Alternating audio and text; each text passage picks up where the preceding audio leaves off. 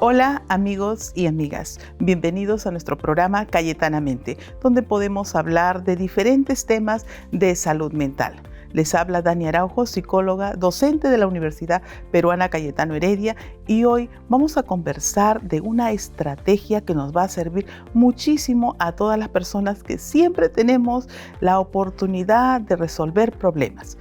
Estamos hablando del mindfulness. Esta es una estrategia que podemos llamarla una técnica terapéutica que puede llegar a beneficiarnos muchísimo.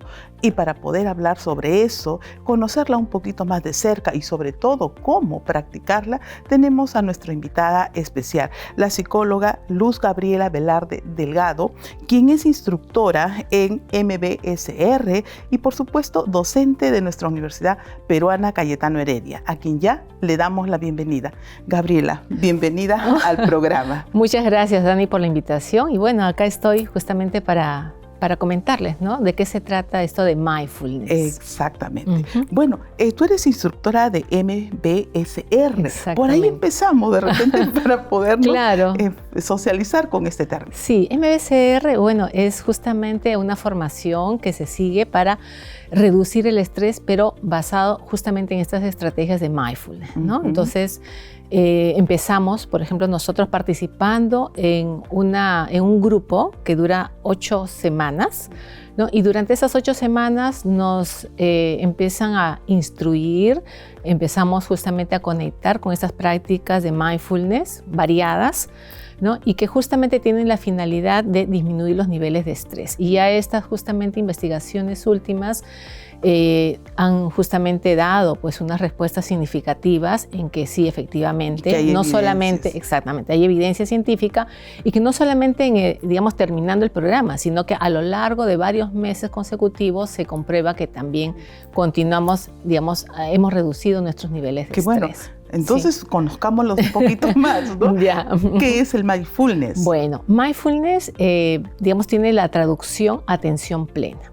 ¿Sí? Esa es la forma en que vamos a conocer un poquito mindfulness y significa justamente prestar atención, ¿no? Prestar atención, pero con intención. O sea, yo voy a dirigir mi atención a estar conectada con el momento presente y también complementan esta definición sin juzgar. ¿Qué significa sin juzgar? Entonces, no estar, digamos, calificando, clasificando como que esto está bien, esto está mal, esto está correcto o esto está incorrecto, sino simplemente aceptar lo que se nos presenta en este momento, ¿no? En el aquí y el ahora. En el momento. Exactamente. ¿No? Describirlo tal como está. Así es, ¿no? Un poquito salir del automático, ¿no?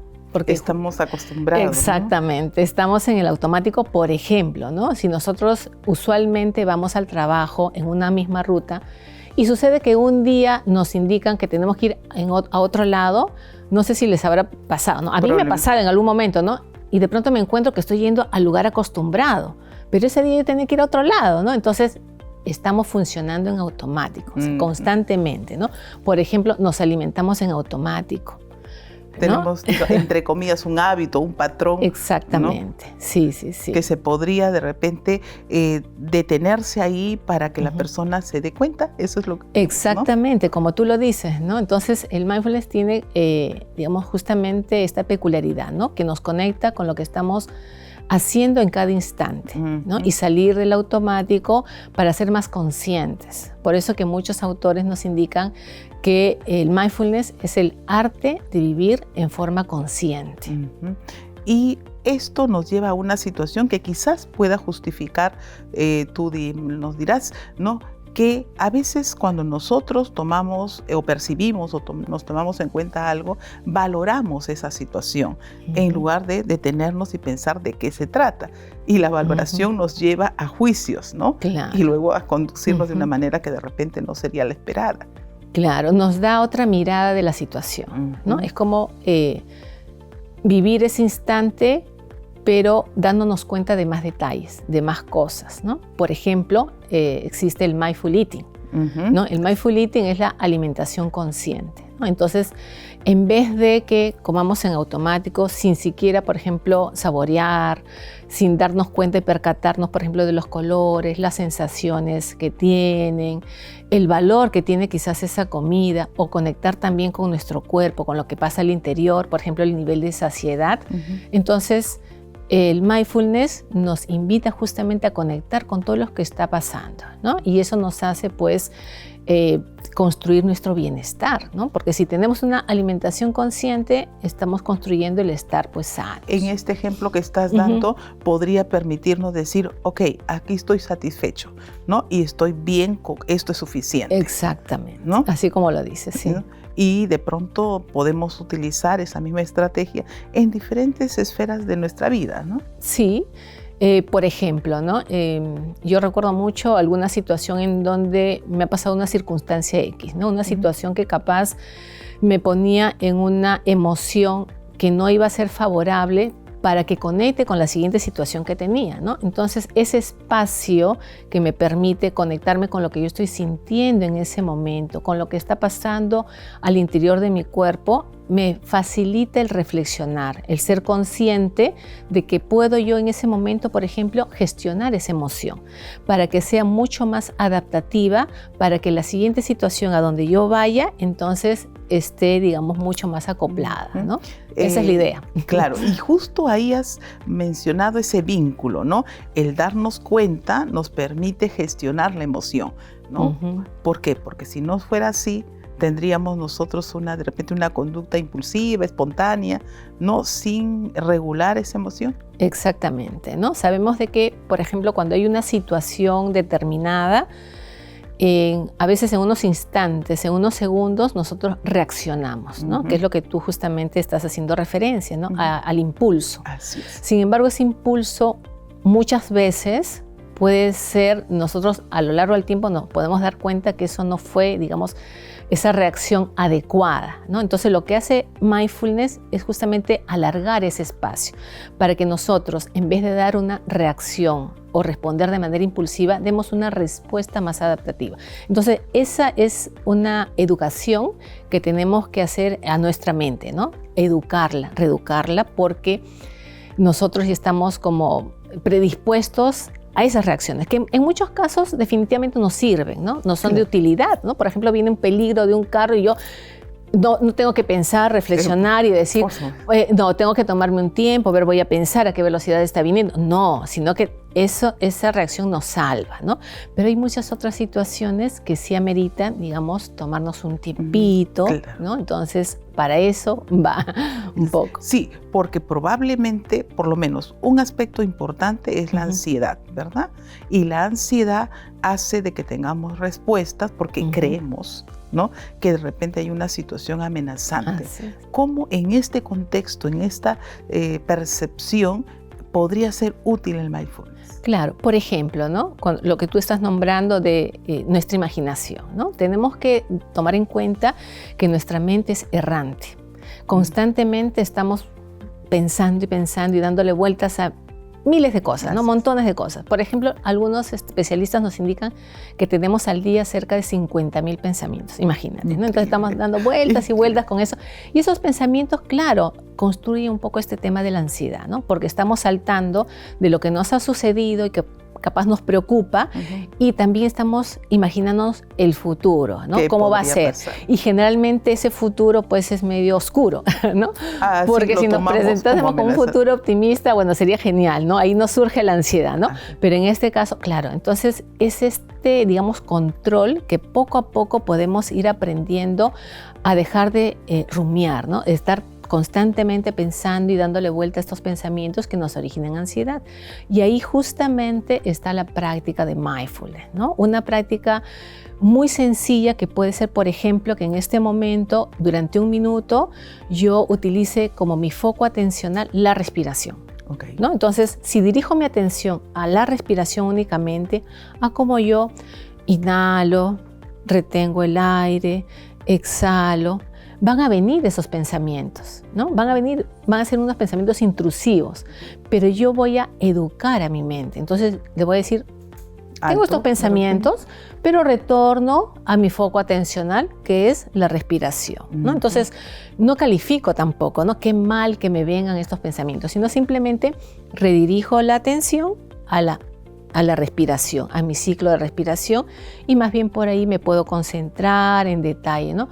A ver, mi inhalación, cuántos segundos puede durar, es del mismo tiempo que demora la exhalación, ¿no? ¿Cuál es más larga, cuál es más corta? Entonces ya focalizo mi atención a un aspecto y dejo de lado. Entonces ahí estoy ejerciendo o ejercitando, mejor dicho, el músculo de la atención, que es súper importante. Claro, entonces me estoy poniendo en una condición más favorable para poder de repente interpretarlo, para poder organizar esa idea que estaba siendo muy recurrente.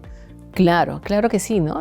Por ejemplo, voy a poner una situación. Supongamos que tengo un temperamento un poco ansioso y tengo una entrevista de trabajo, ¿no? Entonces, la entrevista va a ser, supongamos, el día lunes, ¿no? Pero desde ahorita yo ya estoy dándole vueltas al pensamiento, ¿no? ¿Cómo será? ¿Qué será? Y no tengo la certeza. Exactamente, no tengo la certeza de cómo exactamente será, ¿no? Pero ya estoy un poco angustiándome, ¿no? Llega el momento de la entrevista y capaz esa entrevista pues duró 5 minutos, ¿no? Pero después otra vez empiezo, ¿no? Con esta rumiación, estos pensamientos, ¿cómo habré dado la entrevista, ¿no? Entonces, la idea es justamente conectar mejor con lo que me está sucediendo, ¿no?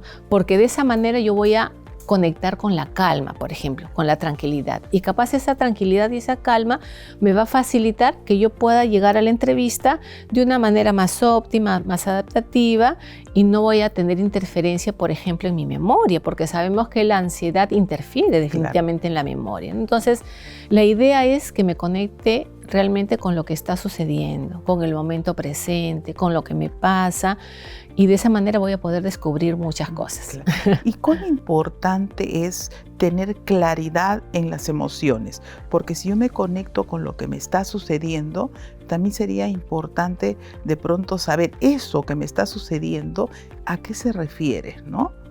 Porque podría yo describirlo de repente, es simplemente una preocupación, es una emoción positiva, es una emoción negativa. ¿Cuán importante es que la persona tenga esa claridad en las emociones? Yo creo que quizás, a ver si te contesto esta pregunta, tendría que ver un poco con la gestión de emociones, ¿no? Yo creo que es importante conectarnos con la emoción que estoy teniendo, identificarla y de ahí hacerme esta pregunta, ¿no? ¿Qué es lo que estoy pensando al respecto, ¿no? ¿Qué pienso? ¿Qué es lo que está sintiendo mi cuerpo? ¿Está alineado con esta emoción?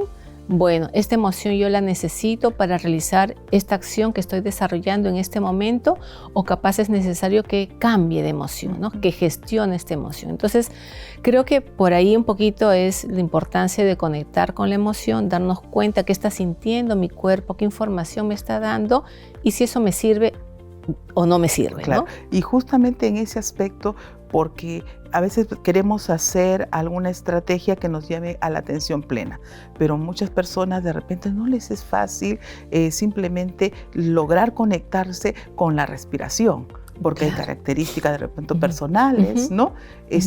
¿Hay esa variedad? ¿De qué depende eso? Claro que sí. Como te estaba comentando, por ejemplo, en este programa MBCR se enseñan una serie de, digamos, de formas, de prácticas de mindfulness, ¿no? Porque usualmente nosotros tenemos la visión, o cuando decimos la palabra meditación o mindfulness, vemos a una persona que está, por ejemplo, sentada en postura de loto, estática, y decimos, uy, así, creo que eso yo no podría hacerlo, ¿no? Pero no, la idea es de que nosotros nos enteremos de que hay muchas formas de practicar, ¿no? Y conectar. Por ejemplo, puede ser caminando, ¿no? O sea, yo puedo, digamos, tener una caminata consciente, sintiendo, por ejemplo, cómo son mis pasos, ¿no? Cómo está el paisaje, ¿no? Sintiendo el olor de lo que, digamos, estoy, por ejemplo, en un parque, ¿no?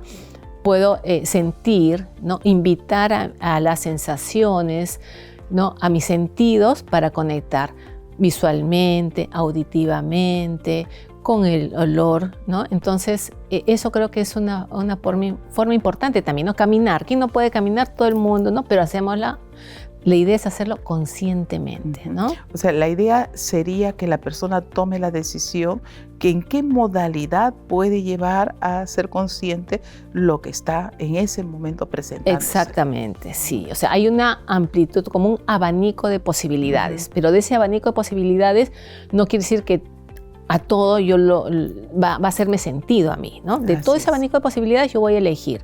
Por ejemplo, no me siento, digamos, a gusto cuando yo estoy sentada y me dan la indicación de meditar, ¿no? Pero capaz, realizando alguna actividad de movimientos conscientes, sí, ¿no? Por ejemplo, el yoga.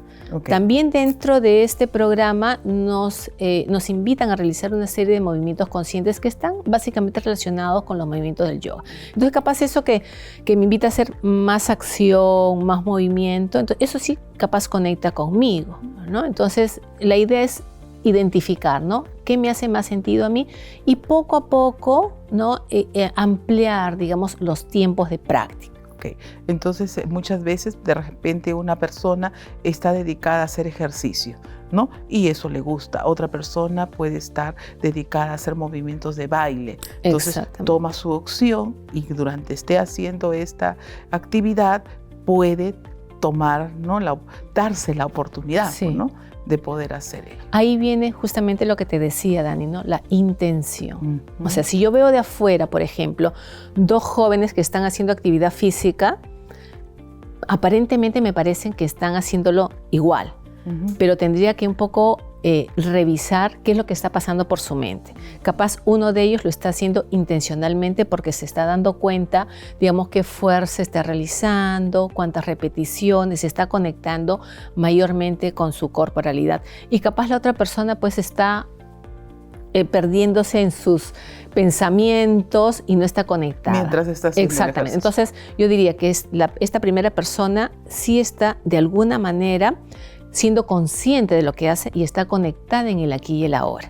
¿No? Entonces es esa justamente la invitación, ¿no? De cada cosa o cada actividad que realicemos lo hagamos de manera consciente, ¿no? Estando presentes, porque podemos evitar inclusive accidentes, ¿no? Ahora, por ejemplo, el mindfulness está también como una práctica en las empresas, ¿no? O si no, también en las fábricas. Porque muchos de los accidentes que suceden es porque la persona no estuvo conectada con ese momento. O sea, estuvo haciendo las cosas, pero pensando en otra cosa, de manera automática, ¿no? Y no estaba conectada con el aquí y el ahora. Y esa es la idea. Qué importante esto, y me parece que esto se relaciona muchísimo con las relaciones interpersonales. También. ¿No? Porque yo puedo estar conversando de repente con personas y de pronto estoy en otros temas mentales y la persona no me conecto, ¿no? Sí. Y no disfruto de repente de ese diálogo, ¿no? Por supuesto, ¿no? Disfrutar también a veces en la parte terapéutica, por ejemplo, ya podríamos comentar un poquito, ¿no? Cuando tú hablas de conversación, ¿no? Sabemos que dentro, por ejemplo, del proceso psicoterapéutico es conversacional, ¿no? Nosotros vamos conversando y vamos justamente respetando estos espacios.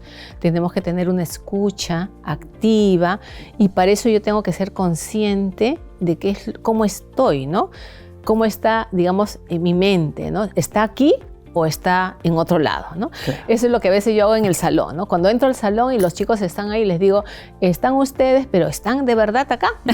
Sí, bueno, porque capaz su mente está por otro lado, ¿no? Entonces los vuelves a traer. Exactamente. Vuelvan, estamos aquí, ahora, en este curso, ¿no? Y es importante estar conectados con estos aprendizajes, por ejemplo. Qué bien este lema, ¿no? Estás, porque a veces decimos, estás ahí, ¿no? Porque hoy en día se ha encontrado situaciones, y hablaba justo de las relaciones interpersonales, porque situaciones en donde pueden estar un grupo aparentemente, físicamente, pero no están conectados. E incluso familias que pueden estar aparentemente compartiendo, no sé, un lonche, lo que fuese, pero cada uno está entre comillas, en su mundo, ¿no? Claro, están y no están. O sea, están físicamente, pero su mente está en otro lado, ¿no? Entonces no están en el aquí y el ahora, ¿no? Claro. Y entonces el valor es justamente retomar esos espacios, ¿no? Que nos conecta con las otras personas y que a veces en el modo automático los pasamos por alto.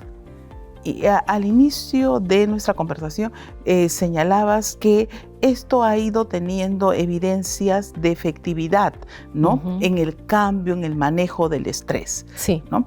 Esto significa que existe un proceso, es decir, tenemos una situación estresante, podemos practicar estas técnicas y ¿qué sigue después? Claro. Claro, practicamos, pero digamos, nos invita justamente a estar en modo de aceptación.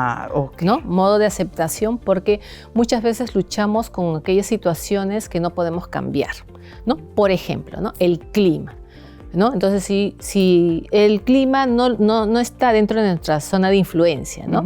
Pero eso nos puede ser un generador de estrés para nosotros. Pero si estamos nosotros en modo aceptación, nos damos cuenta que eso no podemos cambiarlo. Entonces me invita a estar en calma porque sé que no lo puedo cambiar, ¿no? Pero eso es una construcción de a pocos, ¿no? En donde yo voy a conectarme con el aquí y la ahora, voy a saber qué expectativas son reales y capaz qué expectativas tengo de manera irreal, ¿no? Y qué es lo que yo puedo cambiar y qué es lo que no puedo cambiar. Gabriela, nos dejas con mucha interés de saber, ¿no? Y esa inquietud, ¿y qué más puedo hacer, no? O sea, sí, de pronto puedo tratar de hacer todos mis ejercicios sensitivos, ¿no? Pero seguramente que hay algunas otras técnicas que de repente nos puedas brindar y que el público pueda saber si está en una condición que tiene que afrontar algo difícil o tomar una decisión o se siente un poco estresado. Antes de tomar esa decisión, antes de actuar, ¿qué sería recomendable hacer? Antes de actuar, por ejemplo, claro, aparte de estas prácticas, digamos, yo creo que lo importante es considerar que nosotros vamos a hacer como un laboratorio, un pequeño laboratorio, ¿no? Entonces, empezar, ¿no? Desde unos minutos de prácticas, por ejemplo, de respiración, digamos, de conectar en estas actividades cotidianas que pueden ser la alimentación, demorarme un poquito, prestar atención a las sensaciones, actividad física, o sea, todas estas actividades creo que de a pocos vamos a poder construir a lo largo del tiempo, ser más conscientes. Esa es un poquito la idea, ¿no? O sea, tener la intención, ¿no? Tener la intención que cada cosa que nosotros hagamos vamos a conectarla con el aquí y el ahora. Esa es un poco la idea. Y de esta manera podemos nosotros estar conscientes de la realidad objetiva, de lo que está pasando, ¿no? Claro.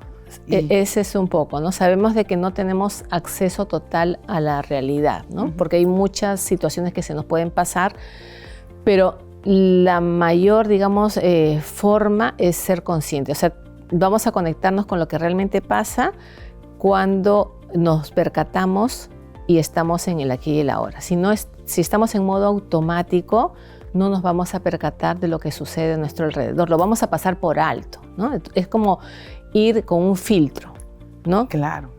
Y ese filtro podría ser que tenemos una interpretación de la realidad, pero luego al ponernos en el aquí y ahora nos da la oportunidad de reinterpretar esa realidad. Así es, sí, definitivamente, ¿no? Se nos abre un abanico de posibilidades que no estábamos viendo cuando estábamos en automático, ¿no? Entonces vemos otras cosas. Es el mismo mundo, pero lo vemos diferente, con otros ojos. Lo que cambia justamente las prácticas es ver la vida con otros ojos, con otra mirada. Con otra mirada, esa es la idea. Entonces tenemos que ver la vida con otra mirada. Con otra mirada, exactamente. Detenernos un poquito para coger la mirada. Sí. Inclusive, ¿no? Por ejemplo, en una práctica tan, digamos, tan básica como es estar sentadas, conectar con la respiración, de pronto puede aparecer por ahí un dolor. Y yo digo, seguramente que este dolor ha aparecido porque estoy empezando, digamos, a meditar, pero no es así, sino que ese dolor o ese malestar ya estaba desde antes. Lo que pasa es que yo no era consciente de que existía ese dolor. Es decir, el cuerpo nos envía señales, pero nosotros al estar en automático no las vemos, ni las sentimos inclusive muchas veces, ¿no? Las pasamos por alto. Pero cuando nos invitamos a estar en este espacio de escuchar nuestra mente y nuestro cuerpo, ahí aparecen cosas y otra realidad que justamente van a construir nuestro bienestar. porque es como que nosotros no veamos ciertas cosas que nos están pasando en nuestro interior, entonces se van a agravar con el tiempo. Pero si nosotros aplicamos esta observación, este vernos como un laboratorio, entonces vamos a detectar y vamos a poder prevenir, ¿no? Que sabemos que en el ámbito de la salud la prevención es mucho más valiosa. Por ello decimos el mindfulness como prevención en la salud mental. Exactamente, así es. Muchísimas gracias, Gabriela. Realmente nos vamos a quedar ahí pensando, ¿y ahora cómo me conecto para poder tener un buen Claro, empecemos nivel? con respirar conscientemente, ¿no? Respirar conscientemente un minutito y poquito a poquito vayamos incrementando, ¿no? Para, digamos, complementar ese tema de la respiración, ¿no? Sí se ha visto que es sumamente importante, ¿no? Que lo estamos haciendo en automático, ¿no? Porque nadie dirige, ¿no? Pero nos acompaña toda la vida. Pero podemos justamente utilizar este ancla, este foco atencional, para justamente nos facilita conectarnos, ¿no? Con el aquí y el ahora. Esa es un poquito la idea. Así es. Muchísimas gracias. Se pasó rapidísimo el tiempo. Y muy agradablemente. Muchas gracias, Dani, por la invitación. Gracias. Bien, hemos tenido la oportunidad con Gabriela Velarde ver cómo el mindfulness es una técnica que nos fortalece en la salud mental. Muchísimas gracias. Síganos viendo en nuestro canal digital cayetano.plus y escucharnos por Spotify.